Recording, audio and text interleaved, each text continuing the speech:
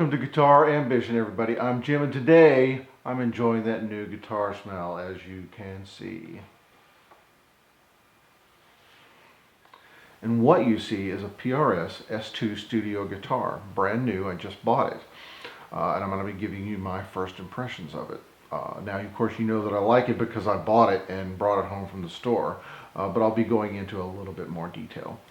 But first, I've got a few announcements and housekeeping items. If you'd like to go straight to the guitar comments, I'll put the time code down below.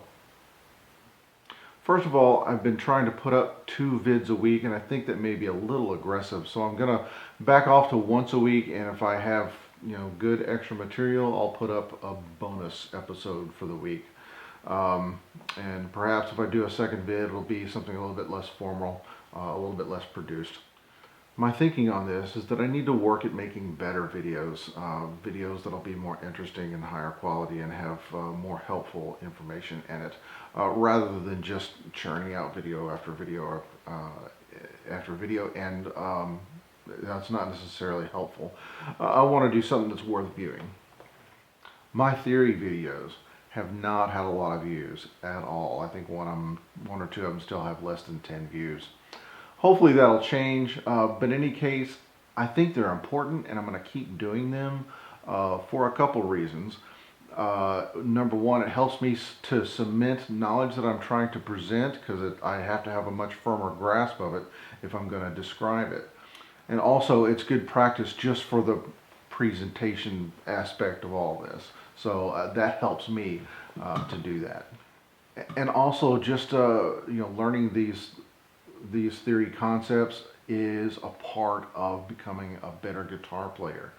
I firmly believe that, and it's part of what I'm going through. It's part of me learning, and I think ultimately learning music theory and learning to play guitar and learning to perform, those things are much more important than learning which guitar has the best pickups, which guitar can be had for the nicest price, and so on.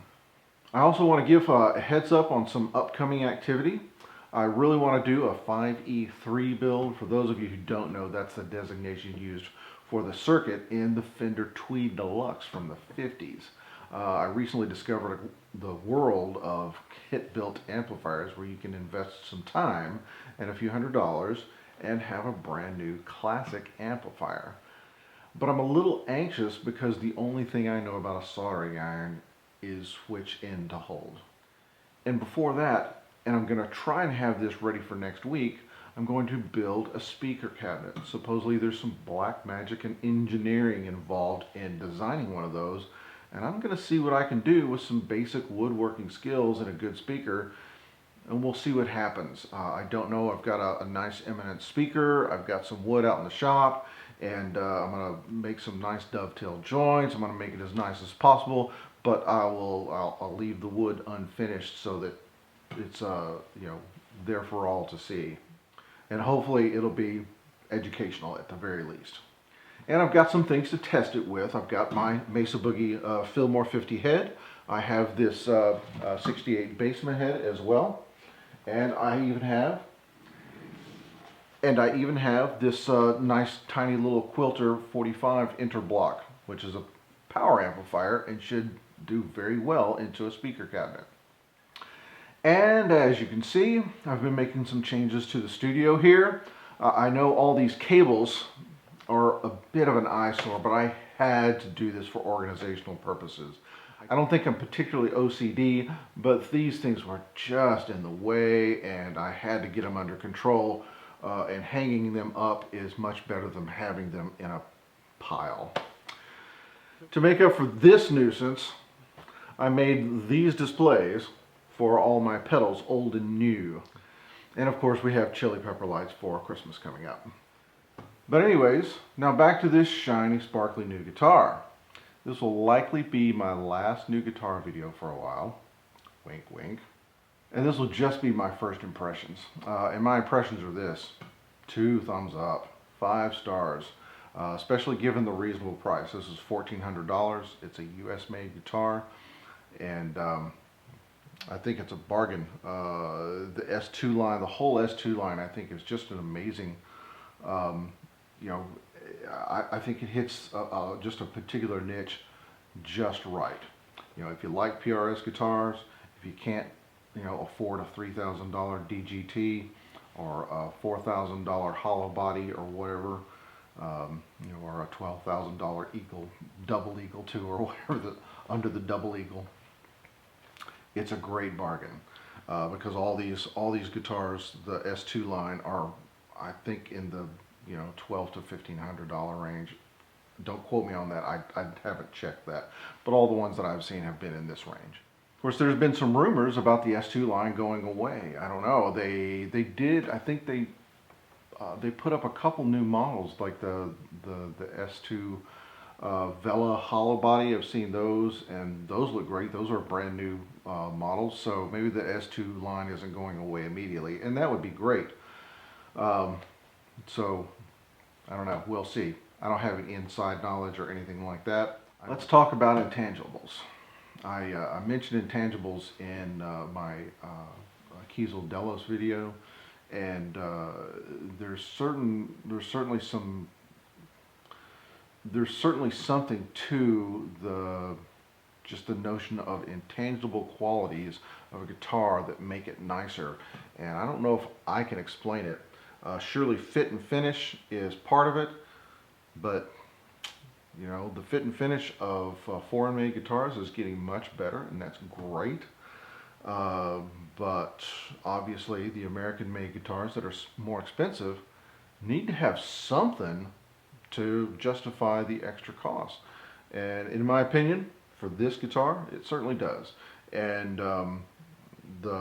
what the intangible qualities are, I'm not sure.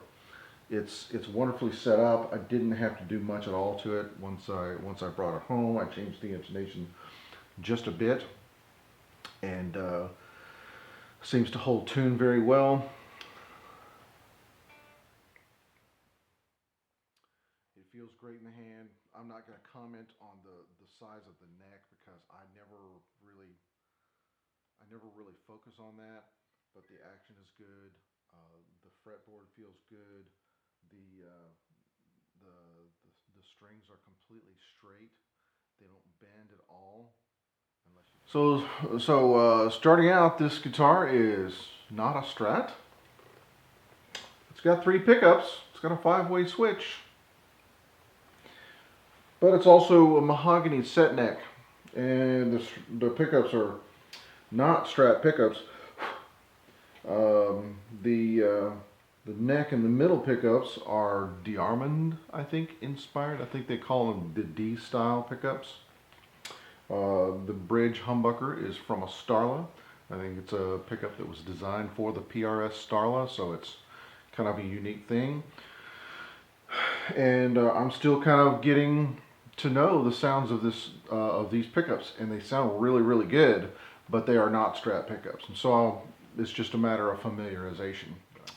Anyways, like I said, I've been playing the stink out of it, and you know, noodling in front of the TV for hours, and really enjoying it. And it's been, you know, it's pulled a couple of tunes out of me that the music that I was playing before is just basically just a set of changes, but I'm going to call it that new guitar smell, because that came about on this guitar, and I'm really, really, really enjoying this guitar. Am I enjoying it more than I'm enjoying my Kiesel Delos? Well, maybe.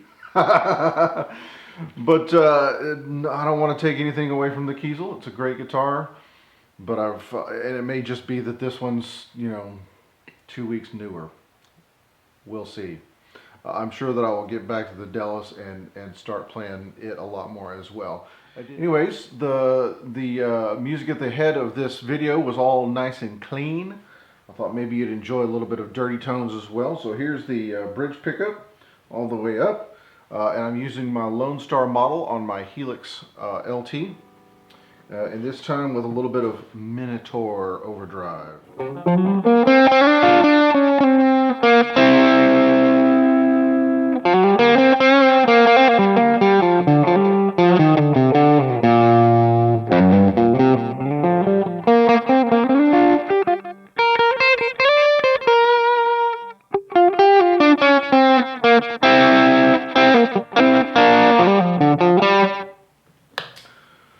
split.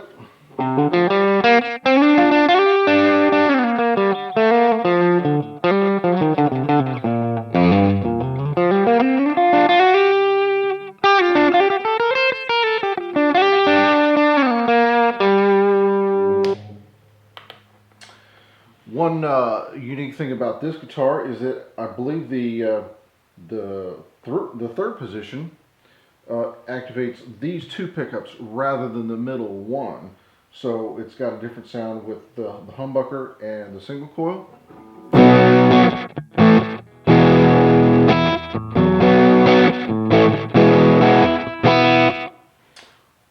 Or with it split, so two single coils.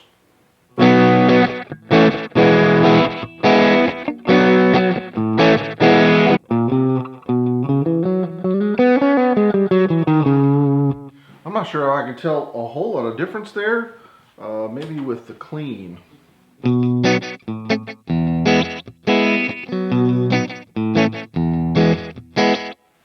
now with the humbucker.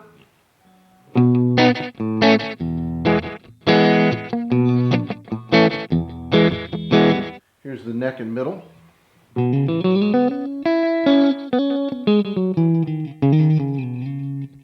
Some nice little quacky sounds there. And now with the Minotaur.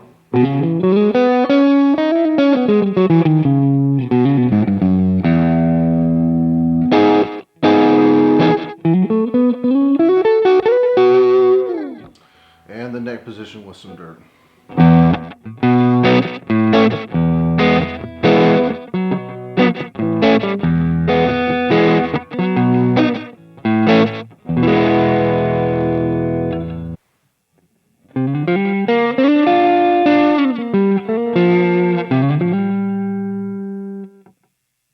One thing that I have noticed is there doesn't seem to be a treble bleed on the volume pot. Seems to have a little bit of treble roll off.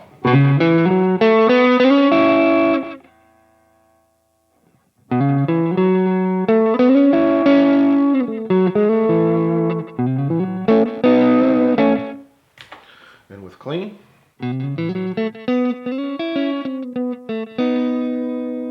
The volume roll down to about 8.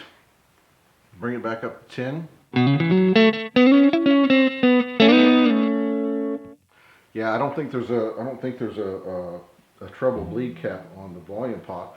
That doesn't really bother me. I kind of dig having the extra sound there, just move, and then have a little bit different sound.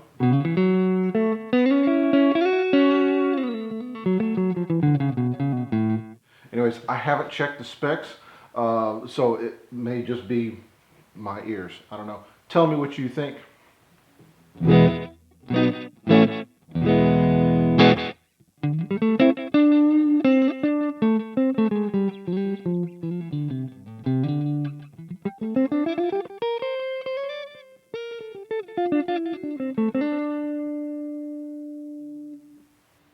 Anyways, thank you everybody for watching this video, especially if you've made it this far. I really appreciate it, and if you've enjoyed this, please consider giving me a like or a subscribe. And if you have any comments or questions, I'd be happy to respond if you leave them down below. And remember folks, you don't work guitar, you play guitar, so have fun. Bye now.